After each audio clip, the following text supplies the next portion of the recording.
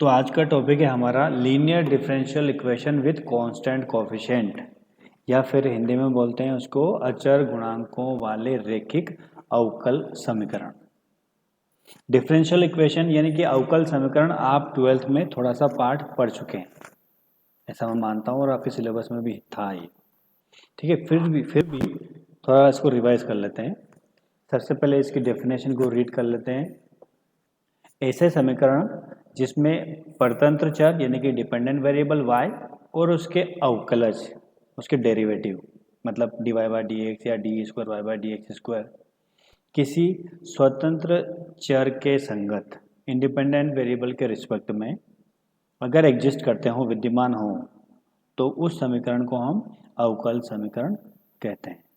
फिर से रिपीट करता हूँ, ऐसे समीकरण जिसमें एक independent variable x, dependent variable y और y के डेरिवेटिव यानी y के अवकलज अगर विद्यमान हो, अगर एग्जिस्ट हो, तो उस समीकरण को हम डिफरेंशियल इक्वेशन कहते हैं। ठीक, अब ये जो टॉपिक हम रीड कर रहे हैं, स्टडी कर रहे हैं, ये लीनियर डिफरेंशियल इक्वेशन के बारे में बोल रहा है। तो लीनियर क्या होती है वो भी समझ लो आप। ऐसी अवकल समीकरण जिसमें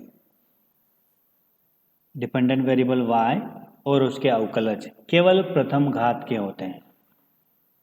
ठीक है, जैसे क्या बोल रहा है, जैसे मान लो हमारे पास y दिया हुआ है और इसके अवकलज मान लो dy बाई डी एक्स दिया हुआ है या d square y by d x जो स्क्वायर दिया हुआ है, तो इसकी घात कितनी, 1 घात है, इसकी घात भी कितनी, 1 घात है।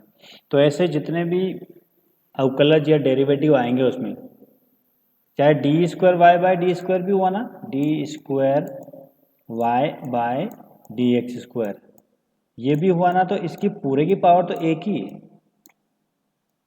घात एक ही है इसकी। तो ऐसी सर समीकरण घात मतलब ऑर्डर? नहीं बेटा, ऑर्डर तो ये है, ये 2 बार इसका डिफरेंशिएशन हो रहा है ना, तो ऑर्डर तो ये हो गया इसका। आपने पढ़ा होगा 12th सर में, तो जो जितनी बार सर डिफरेंशिएट करते हैं घात ना, को क्या बोलते हैं? डिग्री बोलते हैं सर बेटा उसको। इंग्लिश में? हाँ, डिग्री बोलते हैं, मैं रिपीट कर ओके रहा सर। हूँ। जैसे हम जितनी बार किसी फंक्शन को डिफरेंशिएट करते हैं या अवकलन करते हैं ना उसका, तो उसको तो ऑर्डर बोलते हैं, कोटि बोलते हैं। ठीक, और इसकी जो पावर रहती है बाहर पूरे की, ये डिग्री होती है, घात होती है हमारी। ठीक है, तो इसकी भी डिग्री 1 है यहाँ पर, इसकी भी 1 है, इसकी भी 1 है।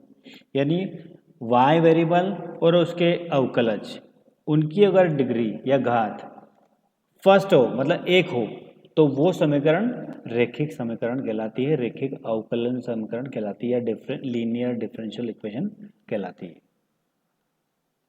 ठीक है, चलिए अब टॉपिक का नाम क्या है, linear differential equation with constant coefficient. तो कांस्टेंट कोएफिशिएंट क्या है वो भी देख लो। यदि y का गुणांक, दैट मीन्स y का कोएफिशिएंट और उसके सभी अवकलनों के गुणांक, y का भी गुणांक और अवकलनों के भी गुणांक अचर हो, तो अवकल समीकरण अचर गुणांकों वाला रैखिक समीकरण कहलाता है। मतलब कोई भी डिफरेंशियल इक्वेशन दी रहेगी, अवकल समीकरण दी रहेगी, उसमें अगर y के या उसके डेरिवेटिव के जो कांस्टेंट है, कोफिशिएंट है, वो अगर अचर हो या कांस्टेंट हो, तो उस समीकरण को हम linear differential equation with constant coefficient बोलते हैं। रैखिक अवकलन समीकरण अचर गुणांकों के साथ। ठीक, ये तो डेफिनेशन हो गई हमारी। अब वो दिखती कैसे, एक बार देख लो इसको। ये है उसका फॉर्मेट। देखो यहाँ पे एन ऑर्डर का दिया है, एन कोटि का दिया हुआ है, D N Y upon D X N plus A one, ये कॉन्स्टेंट है यहाँ पर ए वन, फिर D N minus one upon D X N minus one plus, फिर ए टू एक कॉन्स्टेंट आ गया, फिर D N minus two. Power इसकी जो ऑर्डर है वो कम होती जा रही है, घात कम होती जा रही है, यानी कि इसका जो ऑर्डर है वो कम होता जा रहा है, एन है या एन माइनस वन है या एन माइनस टू है, प्लस लास्ट में A N Y is equal to Q. तो Q क्या है यहाँ पर, ये जो राइट हैंड साइड में है, ध्यान से देखना है इसको, ये Q है, ये फंक्शन ऑफ x, या तो x का फलन रहेगा या कांस्टेंट अचर रहेगा, अचर पद रहेगा। जैसे 1 2 3 ये भी हो सकता है, या function x, x square sine x ये भी हो सकता है। ठीक है, और जितने भी a1 a2 a3 है ये कांस्टेंट है, सारे अचर पद है, ये लिखा मैंने यहाँ पर। ठीक, अब इस समीकरण को हम ऐसा भी लिख सकते हैं, बिल्कुल लिख सकते हैं, आपको पता ही होगा, आपने जनरली पढ़ा होगा। जैसे मान लो अगर मैं या तो वाई डैश लिखूं या d y by d x लिखूँ, तो बात एक ही है ना, किसी को कन्फ्यूजन तो नहीं है इसमें, आपने पढ़ा भी होगा ये, या तो वाई डैश लिखो या d y by d x लिखो, एक ही बात है। ठीक है, तो इसलिए इस समीकरण को ऐसा लिख दिया तो कोई बुराई है क्या इसमें?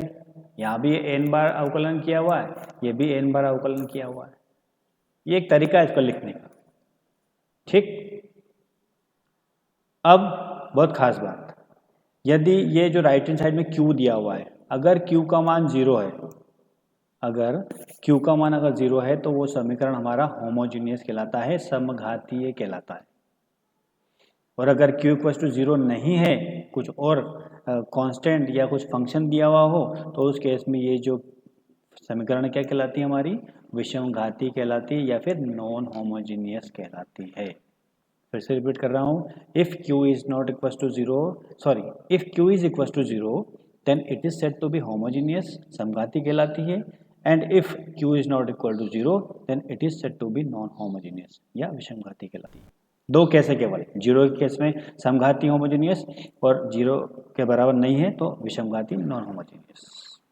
ठीक है, इतना कॉन्सेप्ट क्लियर हो गया होगा आप लोगों का। अब इसके हल की तरफ बढ़ते हैं, इसके सॉल्यूशन की बात करते हैं। तो इसका जो सॉल्यूशन है, व्यापक सॉल्यूशन है, जनरल सॉल्यूशन है, वो y equal to C A plus P I के बराबर होता है। और यहाँ सी एफ क्या है, कॉम्प्लीमेंट्री फंक्शन है, पूरक फलन है, और पी आई जो है वो क्या है, पर्टिकुलर इंटीग्रल है या फिर विशेष समाकलन। जनरली हम जब क्वेश्चंस करेंगे तो प्रैक्टिस में क्या बोलने में आता है, C F plus P I, C F plus P I. तो थोड़ा आप भी इसको सी एफ और पी आई वाले क्वेश्चंस की बात करेंगे, मतलब सी एफ मतलब कॉम्प्लीमेंट्री फंक्शन और पी आई मतलब पर्टिकुलर इंटीग्रल। ये बार बार हम बड़ा बड़ा नाम नहीं लेंगे इसका, सी एफ और पी आई से इसको रीड करेंगे। ठीक है, अब थोड़ी सी और ये प्रॉपर्टी है, इसके गुणधर्म है, ध्यान रखने वाली बातें हैं कि जब सी एफ की बात करेंगे तो सी एफ में मान लो एन ऑर्डर का कोई समीकरण दे रखा है ना, तो उसमें उतने ही कांस्टेंट होते हैं। अगर अवकलन समीकरण की जो कोटि वो एन दी हुई है, तो सी एफ जब लिखेंगे ना हम, तो उसमें एन अचर आएंगे। जैसे मान लो 2 घात का कोई समीकरण, 2 ऑर्डर का कोई समीकरण रहेगा तो उसमें 2 कांस्टेंट रहेंगे, 2 अचर रहेंगे। लेकिन जो हमारा पी आई होता है, पी आई में कोई स्वेच्छ अचर नहीं होता है। फिर से रिपीट कर रहा हूँ मैं, जब हम सी एफ लिखेंगे तो सी एफ में उतने ही कांस्टेंट आएंगे, उतने ही अचर पद आएंगे जितनी उसकी इक्वेशन की डिग्री हो, लेकिन पी आई में एक भी स्वेच्छ अचर नहीं होता है। ठीक है, अब सॉल्यूशन भी हमने देख लिया शॉर्टकट की, ये सॉल्यूशन निकालना है, सी एफ निकालना है, उसमें पी आई निकालना है, लेकिन सी एफ और पी आई को कैसे निकालना है ये सबसे बड़ी बात है। बस ये निकालना सीख गए, हमारा काम हो जाएगा। तो आपको अल्टीमेटली अब कॉन्सेंट्रेट कहाँ करना है, सी एफ और पी आई पर करना है। सी एफ निकालना सीखना है, पी आई निकालना सीखना है। चलिए, अब जो समीकरण मैंने ऊपर लिखी है उसमें मैं डी बाई डी एक्स की जगह, डी बाई डी एक्स की जगह एक ऑपरेटर यूज़ कर रहा हूँ, वो यूज़ कर रहा हूँ कैपिटल डी। क्या कर रहा हूँ, कैपिटल डी। ठीक है, मतलब जहाँ भी d by d x, d y by d x लिखा है, डी बाई डी एक्स यहाँ लिखा है, तो इसकी जगह मुझे क्या करना है, डी रख देना है। इसकी क्या हो जाएगा, डी रख देंगे, तो यहाँ क्या हो जाएगा, ये लिखने का तरीका है केवल, ज़्यादा इसको माइंड में नहीं लेना है। बस ये डी वाई डी एक्स या डी रख दो यहाँ पर, तो डी एन वाई, ये d N minus one y, सब जगह डी डी रख दिया है। तो ये इक्वेशन इस टाइप से भी क्वेश्चन में पूछी जाती है, डायरेक्टली ऐसा भी लिखा हुआ आता है, इसलिए डरने की जरूरत नहीं है हमको। जहाँ डी बाई डी एक्स है उसकी जगह डी लिख दिया, बस है वही बात। ठीक है, अब जब सी एफ निकालेंगे तो सी एफ निकालने से पहले एक बहुत इंपॉर्टेंट इक्वेशन होती है, समीकरण होती है, जिसको बोलते हैं हम ऑक्सिलरी इक्वेशन या फिर सहायक समीकरण, बहुत इंपॉर्टेंट है। इस सहायक समीकरण को निकालते कैसे हैं, जो भी हमारी गिवन या दी हुई समीकरण रहेगी अवकल समीकरण, उसमें हम d इक्वल टू एम और y इक्वल टू 1 रखेंगे। फिर से रिपीट कर रहा हूँ, क्या रखेंगे, d इक्वल टू एम रखेंगे और y इक्वल टू 1 रखेंगे। देखो इसमें रखने के बाद सब जगह क्या आ गया, एम रख दिया हमने d की जगह, तो एक इक्वेशन आ गई हमारी, ये n ऑर्डर की एक समीकरण बन गई। अब इसके बाद क्या है, और ये जो समीकरण बनी है इसको हम सहायक समीकरण बोलते हैं, ऑक्सिलरी समीकरण बोलते हैं, ऑक्सिलरी इक्वेशन बोलते हैं।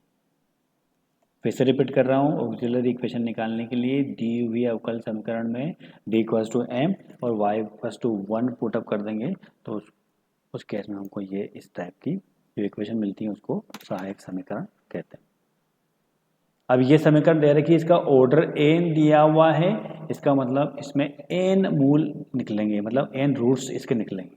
जनरली जानते ही हम लोग, दो ऑर्डर की अगर वर्ग समीकरण है तो दो रूट निकलते हैं, तीन की है तो तीन निकलते हैं, यहाँ n दिया हुआ तो n निकलेंगे। ठीक है, अब वो जो रूट निकलेंगे ना उस पर बेस्ड हमारा CF होगा, मतलब रूट का जो टाइप है कि वो डिफरेंट है, मतलब अलग अलग है, या एक समान आ गए, या काल्पनिक आ गए, इमेजिनरी आ गए।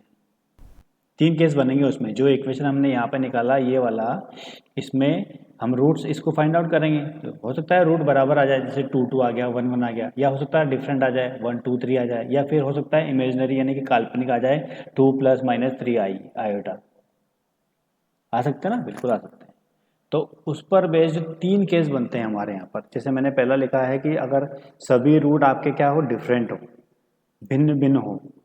जैसे मान लिया हमने m1 m2 m3 ये उसके भिन्न भिन्न रूट्स है, डिफरेंट डिफरेंट रूट्स है।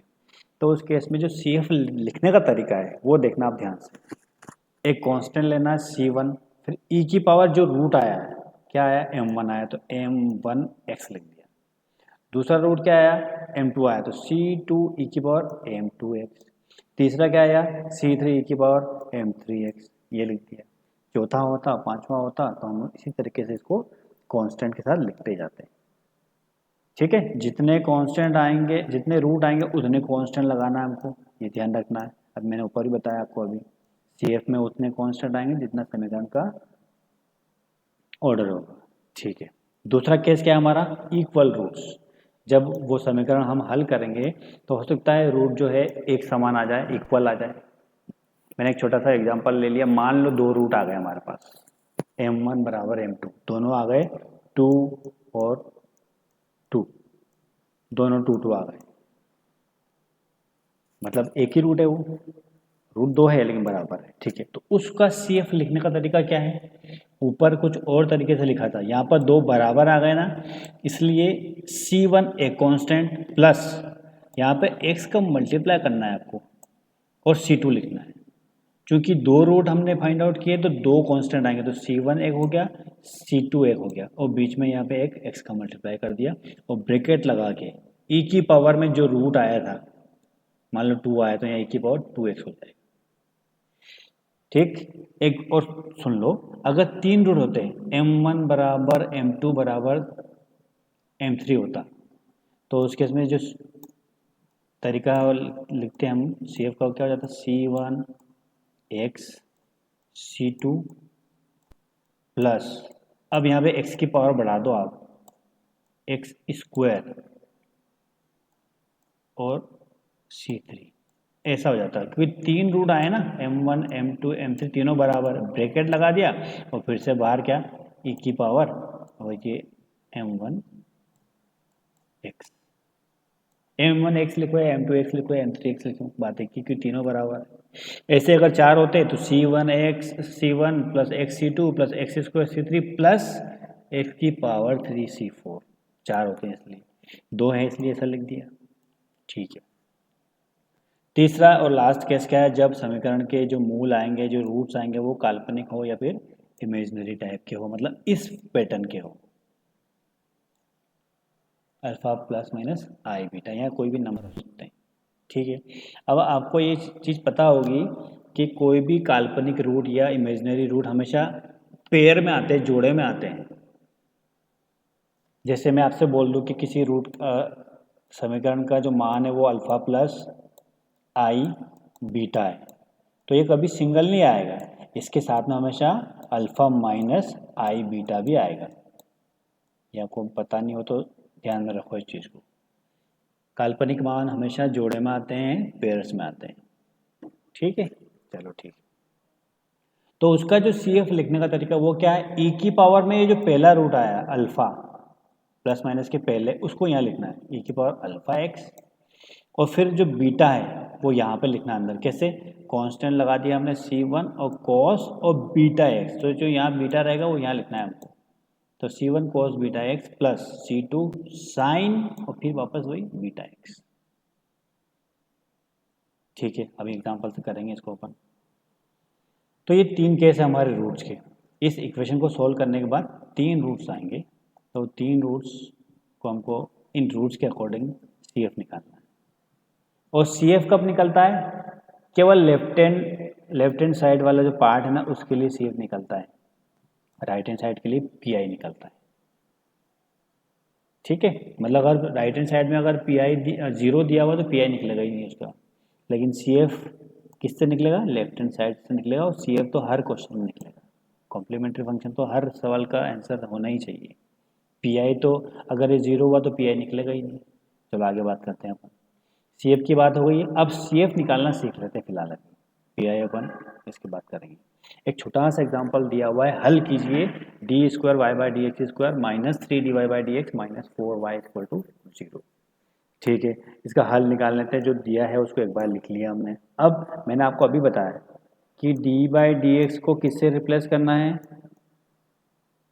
डी बाई डी एक्स को डी से रिप्लेस करना है, तो डी से रिप्लेस कर दिया तो डी स्क्वायर हो गया माइनस 3 और फिर डी और माइनस 4, और सबके साथ y दिया हुआ है तो y को बाहर लिख दिया ब्रैकेट के बाहर। कोई दिक्कत नहीं? कोई दिक्कत नहीं। Is equal to 0। ठीक है, अब हमको इसका हल निकालना है, तो हल निकालने के लिए CF और PI निकालना है। PI इसमें नहीं निकलेगा, क्यों? क्योंकि राइट हैंड साइड वाला जो पार्ट है वो 0 दिया है, तो PI तो इसमें आएगा ही नहीं। सबसे पहली बात तो ये, तो केवल हमको CF की बात करनी है। तो CF निकालने के लिए अभी मैंने आपको बताया था हमको एक इक्वेशन की ज़रूरत पड़ेगी, उसको बोलते हैं सहायक समीकरण, ऑक्सिलरी इक्वेशन। तो सहायक समीकरण निकालने के लिए अभी मैंने आपको बताया था कि जो दी हुई समीकरण रहेगी उसमें d बराबर m और y बराबर 1 पुट करना पड़ेगा। ठीक है, तो हमने पुट कर दिया इसको, तो m square minus 3m minus 4 equal to क्या आ गया? 0 आ गया। ठीक है, अब ये जो तरीका हमारा 10th वाला, इसको फटाफट सिंप्लीफाई किया, और m की जो वैल्यू कितनी आई है? -1 आई है, और कितनी आई है? 4 आई है। अब हमारे इन केसेस पर नज़र डालनी पड़ेगी। जो रूट्स आए वो कौन सा आए हैं? दोनों रूट डिफरेंट आए हैं, अलग अलग आए हैं, है ना। देखो -1 भी अलग है, 4 भी अलग है, दोनों अलग अलग आएंगे। तो CF लिखने का तरीका ये होगा। अब 2 कांस्टेंट है तो मैं लिख देता हूँ यहाँ पर, ये लिखा C1, और e की पावर पहला कांस्टेंट क्या है? -1x, तो ये हो गया, प्लस C2 दूसरा कांस्टेंट है, और e की पावर दूसरा रूट कौन सा है? 4x, तो ये हो गया e की पावर 4x। ये सिंपल सा CF निकल गया। बहुत इजी टॉपिक है ये। आपको क्वेश्चन करने में बड़ा इंटरेस्ट आएगा इसमें। अभी आगे और करेंगे ना, जब PI के मान भी निकालेंगे तो बड़ा इंटरेस्ट आएगा आप लोगों को। अब CF एक हो गया, लेकिन जो कंप्लीट सॉल्यूशन होता है हम जानते हैं क्या होता है? CF equals y equals to CF plus PI होता है। तो CF हमने निकाल लिया है, अब क्या निकालना है? PI निकालना है। और PI निकालने के लिए मैंने बता दिया आपको अभी भी कि जब Q का मान 0 हो तो उस केस में PI निकलेगा ही नहीं, वो हमेशा क्या होगा? 0 होगा। तो ठीक है, कोई बात नहीं। तो CF ये हमारे पास ऑलरेडी है, PI 0 हो गया, तो जो इसका आखिरी सोल्यूशन है वो क्या आ गया? C1 e की power -x plus C2 e की पावर 4x, इसका अभीष्ट व्यापक हल होगा या जनरल सॉल्यूशन होगा। चलिए थोड़ा सा और डाउट है, एक क्वेश्चन और ले लेते हैं, कोई बात नहीं। ये लिखा है यहाँ पर 3 ऑर्डर का डिफरेंशियल इक्वेशन लिखा हुआ है, हमने यहाँ पे इसको डायरेक्टली चेंज कर लिया। देखो डी बाई डी एक्स की जगह वापस मैंने डी लिख दिया यहाँ पर, तो ये क्या आ गया? हमारा इक्वेशन आ गया। यहाँ ऑलरेडी Q इक्वल्स टू 0 दिया हुआ है, तो PI तो 0 हो जाएगा हमारा, कोई बात नहीं। तो हम CF के लिए बात कर लेते हैं। तो CF के लिए बात कर लें, तो CF के लिए क्या करते हैं? फिर से याद दिलाता हूँ, D इक्वल्स टू m रखना है और y इक्वल टू 1 रखना है। तो ये रखने के बाद ये समीकरण आ गई। अब फिर से 3 घात की समीकरण आ गई, 3 डिग्री की समीकरण आ गई। मैंने आपको बता चुका हूँ कि 3 डिग्री की इक्वेशन को कैसे सिंप्लीफाई करना है, उस दिन बताया था ना। मन से एक वैल्यू लेना है, सेटिस्फाई करवाना है, फिर इसको 3 फैक्टर बना के उसको सिंप्लीफाई करना है, या डिवाइड करके। सिंथेटिक डिवीजन से बताया था मैंने आप लोगों को। चलो कोई बात नहीं, इसको आप देख लेना। तो यहाँ से सिंप्लीफाई करके करके हमने क्या निकाल लिया है, एम के 3 मान निकाल लिए, और तीनों मान क्या है, डिफरेंट है, 1 2 3। तो फिर से वही, जितने रूट्स होंगे उतने कांस्टेंट लगाना, तो c1 ई की पावर पहला रूट 1x प्लस c2 ई की पावर दूसरा रूट 2x प्लस c3 ई की पावर तीसरा रूट मतलब 3x। तो इसका जो हल है वो क्या आ जाएगा, c1 ई की पावर x प्लस c2 ई की पावर 2x प्लस c3 ई की पावर 3x इसका सॉल्यूशन होगा। ठीक है, और ये कुछ क्वेश्चन मैंने दिए हुए हैं CF निकालने के लिए आज, मतलब इसका हल निकालने के लिए। PI तो सब में जीरो होगा, क्योंकि PI जीरो होगा, क्यों जीरो होगा, क्योंकि इसके राइट हैंड साइड में Q का जो मान है वो क्या दिया हुआ है, जीरो दिया हुआ है। मतलब ये जो समीकरण गिवन है ये कौन सी है, होमोजीनियस इक्वेशन दे रखी है, समघाती समीकरण दे रखी है, इसलिए इसमें PI तो हमेशा जीरो ही होगा। Q का मान जीरो है तो PI भी जीरो होगा, इसलिए इसमें हमको केवल CF निकालना होगा। ठीक है, किसी को डाउट हो तो पूछ लो।